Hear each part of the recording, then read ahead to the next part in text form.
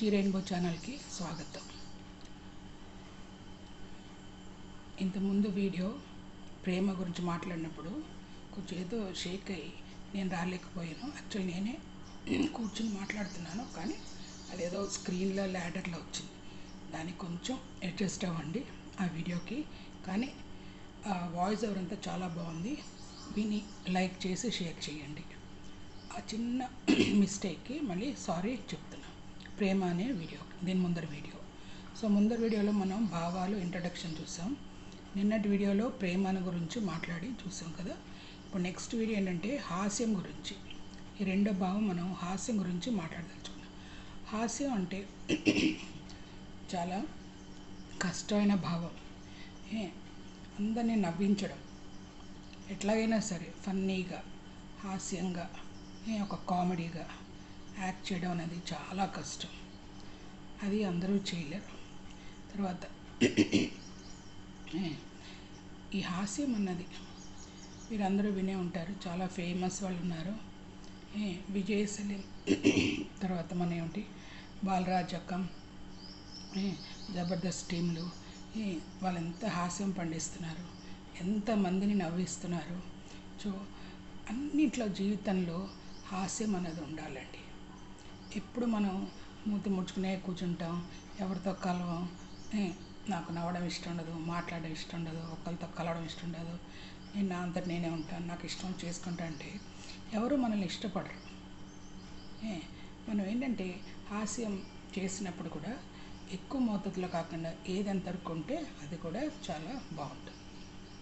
ఇప్పుడు హాస్యం పండించే వాళ్ళకి కష్టాలు లేరంటారా? లేదు. ఎంతోమంది ఎన్నో రకాలుగా ఉంటారు. ఇప్పుడు సినీ రంగంలో మనం చూసాం, వేణు మాధవ్ గారు, తర్వాత ఏంటి బ్రహ్మానందం గారు, శృతి వీరభద్రరావు, ఎంతోమంది. వీళ్ళందరూ ఎంత కష్టం తెలుసా అండి హాస్యంగా నటించాలంటే.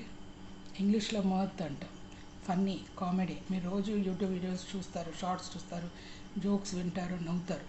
సో ఇవన్నీ మనం ఎందుకు సో మనిషి అన్నాక సుఖంతో పాటు దుఃఖం కూడా ఉంటుంది. ఆ దుఃఖం వల్ల ఏంటంటే బాధలు ఉంటాయి. ఒక్కొక్క మనిషి జీవితం, ఒక్కొక్క ఆడదాని జీవితం ఒక్కొక్కరిది ఒక్కొక్క రకంగా ఉంటుంది. అందరూ అంటే అదృష్టవంతులు ఎవరు. కొందరు ఏంటంటే ఆ బాధలు బయట చూపించరు, కానీ వేరే వాళ్ళని నవ్వించాలని చెప్పి పెట్టుకుంటారు. కొందరికి అదే ఉద్యోగం, అదే వాళ్ళకి జీవనాధారం, వాళ్ళు గడించుకుంటూ ఉంటారు. సో ముఖ్యంగా నేను చెప్పేది ఏంటంటే వాళ్ళని మనం గౌరవించాలి. వాళ్ళు ఎంతో కష్టపడి ఈ వృత్తిని చేసుకుంటూ ఎంతో మందికి వాళ్ళ బాధల నుంచి బయటకు రావడానికి తోడ్పడుతున్నారు. వాళ్ళలో బాధలు వాళ్ళలో ఉంచుకొని బయటకు కనిపించకుండా వందలాది మంచి ప్రపంచం అంతా కూడా. సో ఎవరైనా మరి గమనించండి, జోక్స్ అంటే ఎంతో ఇష్టపడతారు. ఇలాగే హాస్యం, జబర్దస్త్ షోస్ అని ఎందుకు హిట్ అవుతాయి? ఎందుకంటే అక్కడ కూర్చున్నంతసేపు మనం ప్రపంచాన్ని మర్చిపోతాం, అందులో లీనమైపోతాం. కాసేపు జీవితం అంటే ఏంటో మర్చిపోయి ఎంతో హాయిగా మనస్ఫూర్తిగా ఆస్వాదిస్తూ ఆనందిస్తూ చాలా హ్యాపీగా ఉంటాం. ఈ హాస్యం అనేది ఎంత అదృష్టం అంటే అంత అదృష్టం ఎవరైతే చేస్తారో. ఇంకొకటి, మందిలో చాలామంది కూర్చుంటారు, ఒకళ్ళు బాధగా ఉంటారు, ఒకళ్ళు నవ్వుతారు, ఒకళ్ళు నచ్చకపోవచ్చు. ఇక్కడ మన ఏంటి నివారణ? మీకు కనుక నచ్చకపోతే వెళ్ళిపోండి, లేకపోతే ఆ ప్లేస్లో క్వైట్గా కూర్చోండి. అంతేగాని వాళ్ళు తీసి పారేయకండి. ఎప్పుడు ఇట్లానే చేస్తావు ఏంటి ఇదని. ఎందుకంటే ఒక్కొక్కళ్ళు ఒక టాలెంట్ ఉంటుంది. సో అది మనం గౌరవించాలి. ఇప్పుడు పిల్లల వరకే వచ్చినప్పుడు కొందరు పిల్లల్లో మిమిక్రీ కానీ ఇట్లా ఒక్కొక్క ఆర్ట్ ఉంటుంది, యాక్టింగ్ ఉంటుంది, సింగింగ్, మ్యూజిక్, ఈ హాస్యం పండు, ఇట్లా రకరకాలు ఉంటాయి. సో అట్లాగా ఎవరికైనా ఈ హాస్యం అన్నది దాని మీద ఇంట్రెస్ట్ ఉంటే తప్పకుండా ప్రోత్సహించండి. సమ్మర్లో క్లాసెస్లో చేర్పించండి. అవకాశాలు వస్తాయి, టీవీలో కానీ సినిమాల్లో కానీ పాత్రలు పోషించడానికి ఎంకరేజ్ చేయండి, తప్పేం లేదు. అంతేగాని కానీ వెనకాలే ఉండండి, కూడా ఉండండి, చూడండి అది ఎంతవరకు అని. సో నేనేమంటానంటే హాస్యం చేసినప్పుడు అది ఒకరికి ఆనందాన్ని ఇచ్చేట్టు ఉండాలి, కానీ ఒకళ్ళని అవహేళన చేసినట్టు ఉండకూడదు. అర్థమైంది కదా. ఇంకొకటి, మనం ఆ హాస్యాన్ని చూస్తున్నప్పుడు నచ్చితే అక్కడ ఉండాలి, లేకపోతే వెళ్ళిపోవచ్చు, లేకపోతే కూర్చొని క్వైట్గా ఉండండి. అంతేగాని ఒకళ్ళ గురించి చెడు మాట్లాడడం వల్ల వాడు ఏం చేస్తున్నాడు, వాడు ఏం బాగా చేస్తున్నాడంటే ఏముంది, మీరు చేసి చూపించండి, అప్పుడు మీకు తెలుస్తుంది అది ఎంత కష్టం అనేది. సో మందిలో ఎవరైనా నిజంగా ఇట్లా నవ్విస్తే అది నిజంగా వాళ్ళ జన్మ ధన్యమైనట్టు. ఎందుకంటే ఇతర మనుషుల బాధలను అతను దూరపరచడానికి ప్రయత్నిస్తాడు. కొంతసేపు అయినా వాళ్ళ మనసు సేద తీర్చడానికి ఎంతో తోడ్పడుతున్నాడు. ఆ విధంగా ఈ భావం అన్నది ఉంటే ఎవరిలో ఉంటుందో, ఎవరైతే ఇవి చేస్తారో వాళ్ళు నిజంగా అదృష్టవంతులు. ఎందుకంటే వాళ్ళు మిగతా జనాలకి సంతోషం, కాసేపు వాళ్ళ బాధలు మర్చిపోవడానికి ఎంతో తోడ్పడుతున్నారు. సో ఇందులో మెయిన్లీ కంట్రోల్ మెజర్స్ ఏమిటంటే, మనం ఎవరైతే వాళ్ళు చేస్తున్నారో వాళ్ళని నిరుత్సాహపరచకండి, ఎంకరేజ్ చేయడానికి ప్రయత్నించండి. అది కూడా ఒక వృత్తి. ఎంతోమంది ఆ వృత్తిలో కూడా వాళ్ళ జాబ్ అనుకొని, వృత్తి అనుకొని డబ్బులు సంపాదించుకొని ఫ్యామిలీస్ని పోషించుకుంటున్నారు. తెలిసిందా? సో ఇట్లాగా ఇది కూడా ఒక భావం, ఇది కూడా ఒక ఆర్ట్.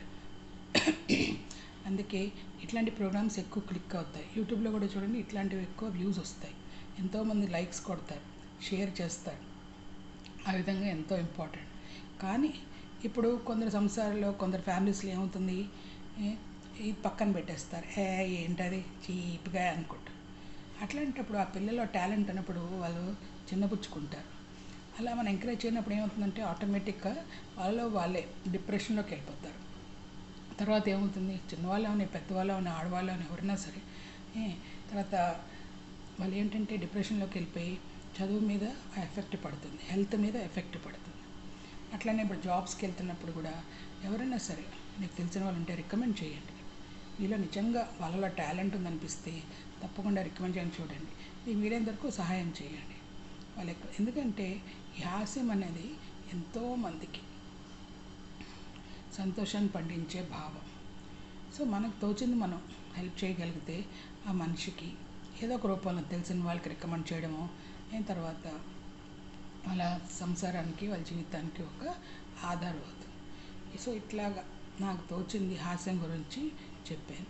ఇంకా మీకు చూసే ఉంటారు ఫోన్లలో ఎంతమంది ఈ మధ్యన, బాప్రే, ఈ జోక్స్ ఏంటి, కామెడీ, ఫన్, తర్వాత సీరియల్స్, జబర్దస్త్ అని చెప్పాను కదా, ఎంత బాగా రన్ అవుతున్నాయి షోస్. ఇట్లాంటివన్నీ కూడా ఎందుకు, ఈ మనుషులు రోజు జీవితాల్లో బాధలతో వాటితో విసిగెత్తిపోయి మళ్ళీ అవే సీన్స్, అవే ఏడుపులు, అవే కొట్లాట్లు, అవే చంపడాలు అవన్నీ ఇష్టపడరు ఎక్కువ. కానీ ఇట్లాంటి ఈ జోక్స్ కానీ హాస్యన దానికి చాలా విలువ ఉంది. చాలా అందరూ ఇష్టపడతారు, ఇష్టపడిన వారు ఉండరు. కొంతసేపు ఎందుకు ఏదైనా మంచి జబర్దస్త్ అవన్నీ ఇంట్లో వచ్చి పిలిచినా కూడా పక్క వాళ్ళు రమ్మన్న, అమ్మ వాళ్ళని ఉండమ్మా షో అని, ఎంత బాగుంది హాస్యంగా, చిన్నవాళ్ళ నుంచి పెద్దవాళ్ళ వరకు. ఇక్కడ ఏజ్ అన్నది లేదు, వయసుతో నిమిత్తం లేనిది ఈ భావం. సో కానీ దాన్ని ఎంజాయ్ చేయడం కూడా మనకి తెలియాలి. అట్లానే సమయం సందర్భం చూసుకొని ఇంట్లో మనం నవ్వించడానికి కానీ మనం చేసే హాస్యం ఎక్కువ ఉండకూడదు. సో ఇది నా అభిప్రాయము. ఇంకొకటి, హాస్యం మనం వ్యంగ్యంగా కూడా అవతల వాళ్ళని ఎగతాళి చేసినట్టు కూడా ఉండకూడదు. సో అందరికీ నచ్చినట్టు ఎంతవరకు ఆ మోతాదులో, కరెక్ట్ మోతాదులో చేసామంటే తప్పకుండా అందరూ ఇష్టపడతారు. సో ఇది నా అభిప్రాయము. మీకు కనుక ఈ చెప్పినవి తర్వాత నచ్చితే తప్పకుండా ఈ వీడియోని లైక్ చేయండి, షేర్ చేయండి, సపోర్ట్ చేయండి. తర్వాత మన ఛానల్ అయిన విజీ రెయిన్బో ఛానల్ని ముందుకెళ్ళడానికి సహకరించండి. అట్లాగే నా 2 ఇంగ్లీష్ ఛానల్స్ కూడా త్వరలో మళ్ళీ కంటిన్యూ చేస్తాను. ఇంగ్లీష్ విజీ మీడియంను, తర్వాత వైటీ కమ్యూనికేషన్ లెర్నింగ్, అవి కూడా త్వరలో స్టార్ట్ చేస్తాను. ఈ ఛానల్లో షార్ట్స్ని ఎట్లా మీరు నన్ను సపోర్ట్ చేస్తున్నారో లాంగ్ వీడియోస్ కూడా చూసి ఆదరించండి. అదే నా విన్నపం. మీరు నా ఈ జర్నీలో ఉంటారని ఆశిస్తూ సెలవు తీసుకుంటాను. Bye bye.